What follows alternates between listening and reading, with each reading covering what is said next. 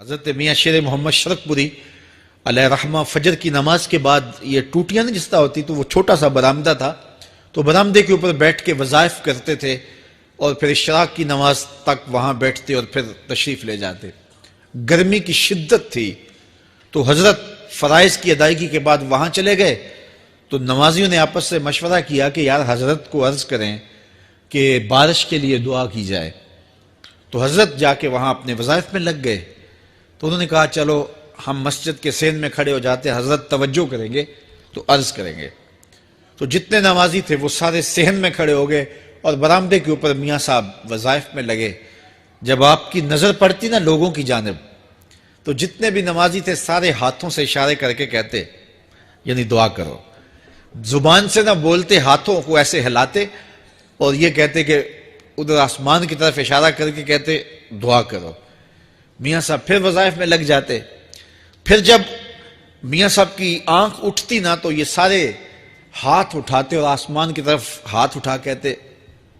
میاں صاحب پھر وظائف میں لگ جاتے. جب 2-3 مرتبہ ایسا ہوا نا تو میاں صاحب کی ہنسی نکل گئی اور ایسے آسمان کی طرف دیکھ کے کہا چل ہن پا دے. کہتے ہیں بس یہ بات کہنے کی دیر تھی کہ چھم چھم می برسنے لگا. تو جب کوئی حضور کا ہو جاتا ہے تو رب اس کو اپنا محبوب بنا لیتا ہے. تو حضور کی محبت خدا کی محبوبیت کا ذریعہ ہے. اس لیے ہمیں حضور کا پیار اپنی روحوں میں موجزن کرنا ہے, حضور کی محبت اپنی روحوں میں اتارنی ہے, اور محبت اپنے تمام تر تقاضوں کے ساتھ جب روح پذیر ہوگی تو پھر ہمارا انداز زندگی بھی سنور جائے گا, ہماری آخرت بھی سنور جائے گی. محبت کے من جملہ تقاضوں میں سے سب سے بڑا تقاضا محبوب کی اطاعت ہے کہ بندہ جس سے پیار کرتا ہے اس کی بات مانتا ہے. یہ ہے دعوی محبت کا ثبوت, اس کی دلیل. اور حضور کے صحابہ کی زندگیاں دیکھیے کہ انہوں نے حضور علیہ السلام کے ساتھ کیسے پیار کیا. حضور کی محبت میں اپنی عادتوں کو بدل دیا. حالانکہ عادتیں نہیں بدلی جاتی. 2 سکے بھائی ہوں, رشتہ کتنا گوڑا ہے, اور ایک گھر میں پرورش پائی ہے, ایک گود میں پلے ہیں, ایک باپ کے گہوارہ تربیت میں رہے ہیں, لیکن طبائع میں اختلاف یہ ایک فطری بات ہوتی ہے. ہمارے پاس لوگ آتے ہیں 2 سکے بھائی ہوتے ہیں, ایک کی طبیعت ادھر کو جا رہی ہوتی ہے, دوسرے کا مزاج ادھر کو جا رہا ہوتا ہے. ایک سخت نرم مزاج ہوتا ہے اور دوسرے کی آنکھوں سے انگارے پھوٹ رہے ہوتے ہیں. ایک معاف کر دینے والا ہوتا ہے, ایک سخت غصیلا ہوتا ہے. ایک کی طبیعت کے اندر تلخی کی چنگاریاں ہوتی ہیں اور ایک کی طبیعت کے اندر نرمی کے پھول ہوتے ہیں. آپ نے بھی دیکھا ہوگا. تو یہ ایسا ہوتا ہے. اب اسی طرح کھانے پینے کی چیزوں میں طبائع کا اختلاف یہ فطری بات ہے. ایک کو ایک چیز پسند ہوتی ہے, دوسرے کو وہ چیز پسند نہیں ہوتی ہے. بعض اوقات ماں کو مسئلہ ہوتا ہے کہ یہ چیز اگر میں تیار کرتی ہوں تو میرا دوسرا بیٹا نہیں کھاتا, تو اس کے لیے بعد سے الگ سے کوئی چیز تیار کرنی پڑتی ہے کہ اس کی ڈیمانڈ یہ ہے اور میرے اس بیٹے کی ڈیمانڈ یہ ہے. مائیں مزاج سمجھتی ہیں. ایک آغوش میں پرورش پانے کے باوجود خون ایک ہے, گہوارہ تربیت ایک ہے, دودھ ایک ہے, لیکن طبیعتوں کے اندر اختلاف پایا جا رہا ہے. لیکن صحابہ کی زندگیاں دیکھیے, انہوں نے اپنی طبیعتیں بھی حضور کی طبیعت کے سانچے میں ڈھال دی. حضرت انس بن مالک کو کسی نے دیکھا کہ وہ شوربے سے کدو کے ٹکڑے نکال کے کھا رہے ہیں, تو کہا یہ کیا کر رہے ہو؟ کہا میں نے ایک دن حضور کو یوں کرتے ہوئے دیکھا تھا. تو طبائع کا اختلاف یہ ایک فطری اختلاف ہوتا ہے, لیکن صحابہ نے اس کو بھی چھوڑا اور حضور کی محبت کے سانچے میں ڈال دیا.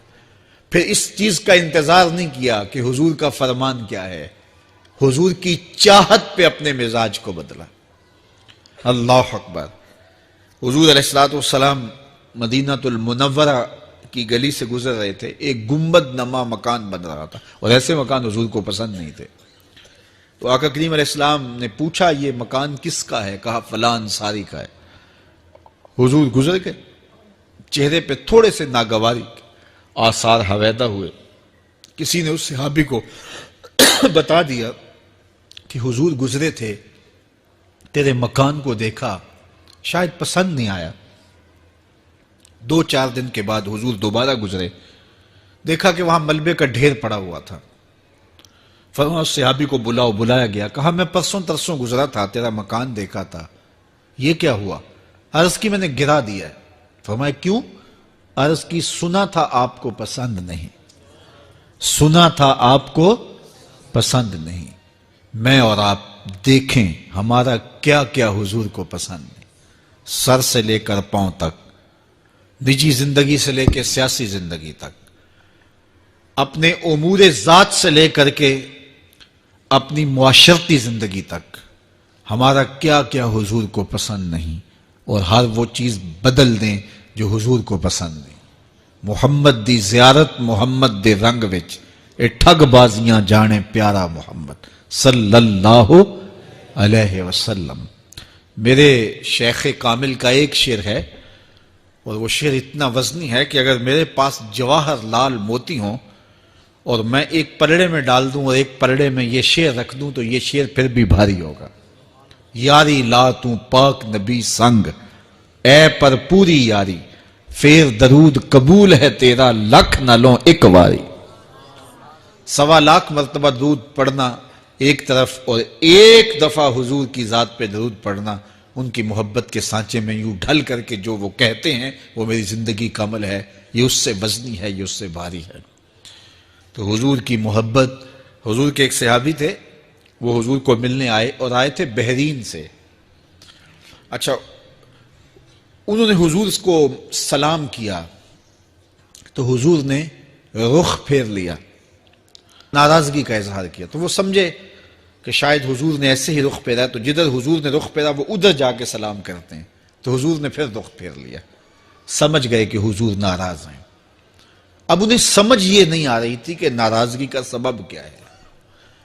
وہ اصحاب رسول سے پوچھنے لگے کہ حضور مجھ سے ناراض لگتے ہیں، آپ میں سے کوئی بتا سکتا ہے کہ حضور کیوں ناراض ہیں؟ اللہ اکبر! آج تو کوئی بڑا باپ ہو، مرشد ہو، استاد ہو، ناراض ہو جائے اور شاگرد کو ناراضگی کی وجہ معلوم نہ ہو تو وہ الٹا ناراض آگے سے ہو جاتا ہے کہ میں نے جرم کیوں کیا ہے کہ استاد کا مزاج بگڑ گیا ہے۔ اللہ اکبر! لیکن ذرا دیکھیے، رنگ دیکھیے محبت کے، وہ صحابہ سے پوچھتا پھرتا ہے کہ حضور مجھ سے ناراض ہیں، مجھے بتائیے کہ کیا سبب ہوا؟ تو انہوں نے کہا کہ یہ تیرے ہاتھ میں جو سونے کی انگوٹھی ہے، اس سے حضور ناراض ہیں، کیونکہ حضور اس کو منع کر چکے ہیں۔ امت کے لیے سونا چاندی حضور نے امت کے مردوں کے لیے منع فرما دیا، صرف 4.5 ماشے سے کچھ کم کی انگوٹھی چاندی کی، اور وہ بھی عدد میں 1 ہو، شریعت نے جائز رکھی ہے۔ اگر 2 ماشے کی 2 ہوں گی تو پھر بھی جائز نہیں۔ عورت کو جائز ہیں 10 انگوٹھیاں پہنے، سونے کی پہنے، چاندی کی پہنے، یہ اس کا زیور ہے۔ مرد کو زیور کی ضرورت نہیں ہے، زینت کی ضرورت نہیں ہے، لہذا مرد کے لیے 1 انگوٹھی رکھی گئی ہے، وہ بھی اس لیے کہ اگر وہ کہیں مشکل میں ہو تو اس کو بیچ کر کے 2 وقت کا کھانا لے سکے۔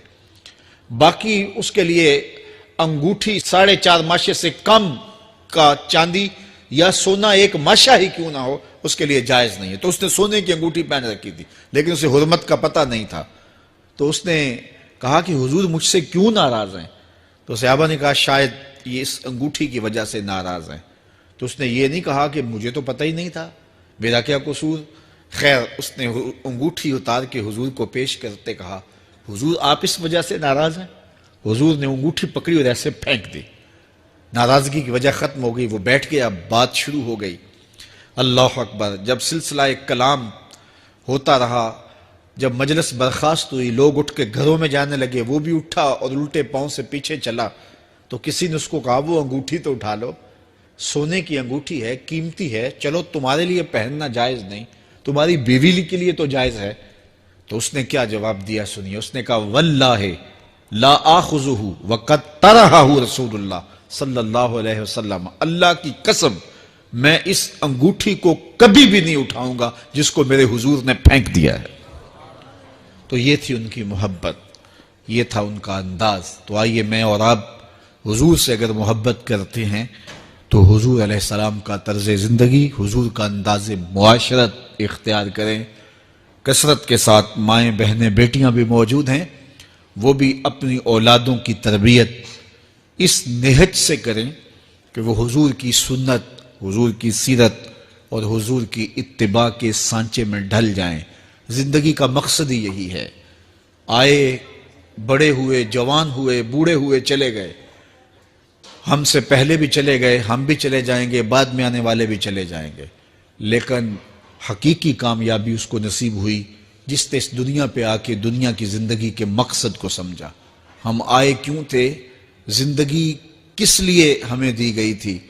اکبر الہ آبادی نے کیا ستھری تنقید کی تھی، کیا بتائیں احباب، کیا کارنمایاں کر گئے، بی اے کیا، نوکر ہوئے، پینشن ملی اور مر گئے۔ یہ کوئی کام نہیں ہے، ہماری زندگی کا کوئی مقصد ہے جس لیے ہم انسان ہیں، اشرف المخلوقات ہیں۔ دیکھیے گدھا سارا دن بوجھ اٹھاتا ہے، اللہ اکبر۔ میرے صاحب نے ایک گدھے سے بھی ایک موازنہ کیا ہے کہ سارا دن جو ہے وہ بوجھ اٹھائے اور کام کرے، اور پھر مالک اس کو غذا بھی نہ دے، وہ جا کے روڑیوں سے اور باہر سے جا کے چر کے پھر آ کے کام مالک کا کرے، مالک اس کو دے بھی نہ، اور وہ باہر سے کھا کے آئے اور کام مالک کا کرے۔ تو اگر بندہ ہو کے، انسان ہو کے اگر نہ کرے تو میرے حضور نے ایک لمبی ربائی ہے، اس میں آخر میں لکھتے ہیں تو چنگا یعقوب یا کھوتا تینوں شرم نہ آوے، کہ اگر وہ ایک گدھا بھی کام کرے، اپنی پیٹھ پہ بوجھ لا دے، اور تو اپنے مالک کے لیے کچھ نہ کرے، اور ساری نعمتیں مالک نے تجھے دی ہیں اور عزتیں اور آبرویں تیرے نام کی ہیں، اور تو اس کا حق ہی ادا نہ کرے، تو پھر کس طرح تیرے سے، تو پھر اولئک کل انعام بل ہم اضل، فرمایا تو چوپایا ہے بلکہ چوپایوں سے بھی بدتر ہے۔ تو میں اور آپ اپنے آپ کو انسان ثابت کریں، آج موقع ہے۔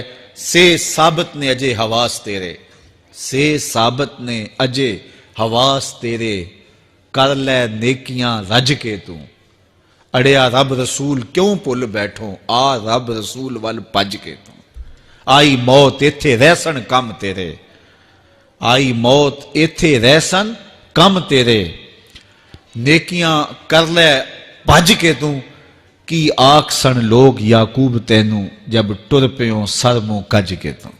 وہ وقت آئے گا جب تنیاں باندھ دی جائیں گی، جب دونوں جانب سے کفن باندھ دیا جائے گا، پھر پردہ ہٹا کے دیکھا جائے گا، پھر بند کر دیا جائے گا۔ وہ لمحے کتنے دردناک ہوں گے، وہ گھڑیاں کتنی دردناک ہوں گی۔